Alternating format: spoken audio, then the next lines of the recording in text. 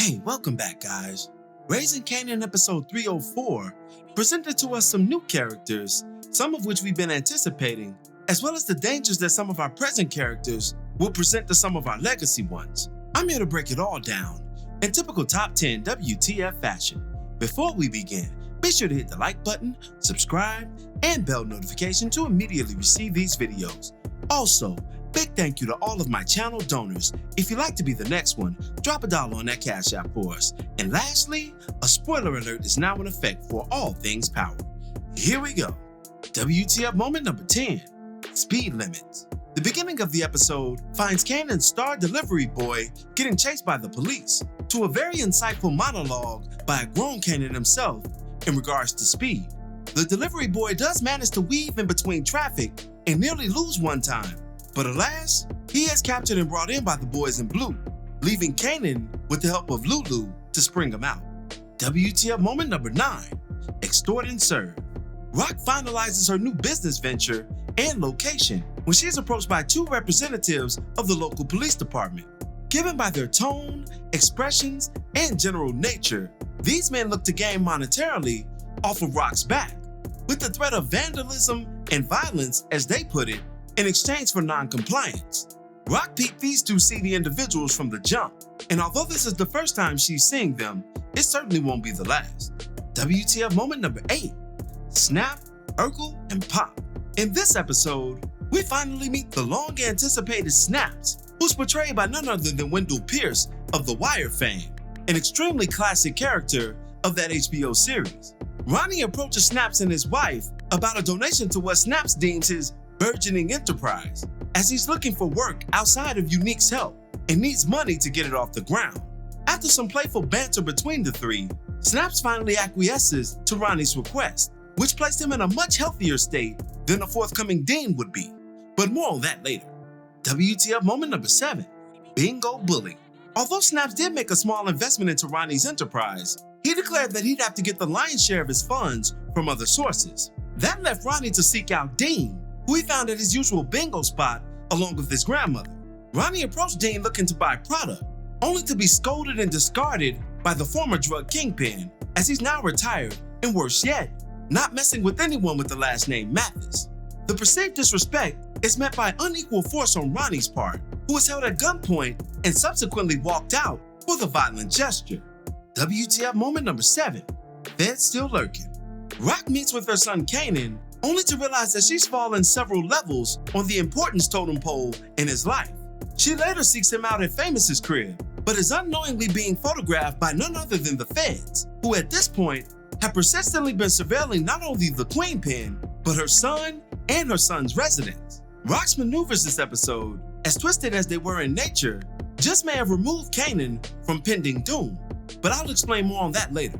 WTF moment number 6, family business. Rock pulls up on Famous yet again, and this time, instead of just looking for Kanan, she wildly places a gun in his bag after witnessing that they have to walk through a security checkpoint just to get into school. She does this while demanding Famous's silence, compensating him once again for not getting in the middle of family business. This one move will have a crazy ripple effect in regards to Kanan's life and lifestyle, and place Kanan right back under her thumb. WTF moment number 5, problems and solutions.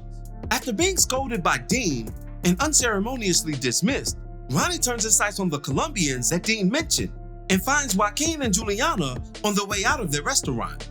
Being held at bay by Colombian security, he ensures them that he can make them some money in exchange for product. But once revealing his true identity and name-dropping his brother, Juliana swiftly refuses his offer. Ronnie then assures the underboss that problems definitely got solutions. I wonder what he meant by that, and even more so, what that means for Unique. I guess we're gonna have to see. WTF moment number 4, the last time. Nick spends what it turns out would be his final night with his former enemy turned season 4 muse. The ever-orchestrating Rock, already with a plan in motion to get Kanan back under her roof, breaks it off with her former foe, but not before spending what Trey Songz would have called the last time. And it was indeed the last time. WTF moment number 3, Butter recognized. Jukebox's music dreams seem to finally have come true in this episode, as she's visited by Nakia, the record label executive who's putting together her new girl group, Butter. Upon telling the rest of the girls that that's what the name would be, and hearing minimal pushback, Nakia goes on a God complex-laden rant about how they're nothing and she's everything, and they're only something once she declares it. Now, I don't know how long such an arrangement is going to work for someone like Jukebox, who comes from the streets and is used to getting things on her own, but I'm interested to see how it'll go should they ever clash. WTF moment number 2, a forced homegoing. Kanan goes to school like always and attempts to walk through a security checkpoint. Upon entering through, he sets off the alarm, and once his bag is checked by the security, it's discovered that he has a pistol in the bag. A distraught Kanan is then arrested, handcuffed to a chair, and has a meeting with the school head and his mother, who stipulates that instead of having charges brought against Kanan, the state will conduct random welfare checks at Rock's home, cementing that Kanan would indeed be back under her roof and, as I previously stated, under her thumb, because we didn't truly believe that Kanan would just go rogue for the rest of this season and Rock wouldn't have nothing to say about it, right? What she did to him was twisted, and it was demented, but let's keep it real. This is the same woman that had her son shoot his father, without him knowing. I mean, come on. And WTF moment number 1, hear no evil. So you thought that was the end of it, huh, motherfucker? Now, Ronnie didn't say that, but his actions certainly screamed as much when he pulled a home invasion at Dean's residence.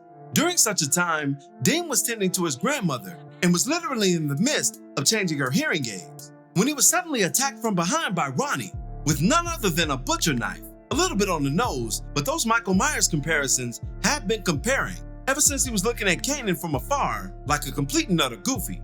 But in this moment, Ronnie was as vicious as ever, unleashing his wrath upon a man who he deemed at this point as low as a snitch for revealing his prior visit to Unique and thus revealing Ronnie's intentions against his brother, which to this point has been clandestine at best. Dean is stabbed multiple times and left to bleed out on his living room floor, all while his grandmother hears not a sound. Some lingering thoughts before we end today's video. In grown Kanan's opening monologue, he stated that, quote, "Speed is overrated. Everybody trying to be the fastest, but you move too fast, you make mistakes, and you don't have time to fix them fuck-ups, cause you moving quicker than you should already. Speed don't mean shit if you don't know where the fuck you're going." Interestingly enough, this is a direct nod to what we see Ronnie going through this episode. Ronnie, unwilling to move in the spirit of patience that Unique has come to accept with his China shop endeavors, discards his brother's motivations altogether and attempts to get back on his feet on his own. This led him through some hoops and tribulations, and even to murder somebody in a rash fashion, without consideration for what removing such a heavy figure would cause in the episodes to come. Ronnie in this context is moving too fast, making mistakes, and causing some fuck-ups that he won't be able to fix. But one thing we have to question is, does Ronnie know where he's going? Meaning that by moving in this way, is his goal simply to be back in the drug business or to be on top of it? That remains to be seen, but through his actions already, we have a brief insight. I wonder if Rock manipulating Kanan's living situation will inadvertently save his life in a way. Remember, the feds are watching Kanan's home, and Kanan has an enterprise all his own that he's also moving a little bit too quick in, thus making mistakes that he may not be able to fix if not for his mother's intervention. I bring up the brief visit from Paul to Kanan's residence, who admitted that he was losing money based on Kanan's actions. Now, what if Paul's intentions became evil towards his young protege?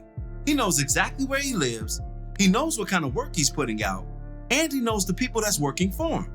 Rock removing Kanan from such a situation throws an indirect monkey wrench in any plans that someone would have for Kanan that would be evil. Although it was a twisted, fucked up way to show it, Rock still does love that boy.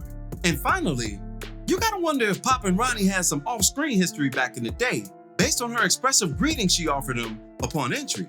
It could be nothing, or it could be everything, depending on how their working relationship progresses in the second half of this season. But that'll do it for this one. What were your thoughts on Raising Kanan episode 4? Be sure to drop me your opinions in the comments below. As always, I thank you for watching today's video. If you liked today's video, go ahead and drop $1 on that Cash App for us, hit the like button, share it with your friends who are Power fans, and subscribe for more content such as this. This is Rudy P. Magic of Rudy P. Magic Beats, and I hope you have a Merry Christmas, a Happy New Year, and an overall Happy Holidays. Peace, y'all.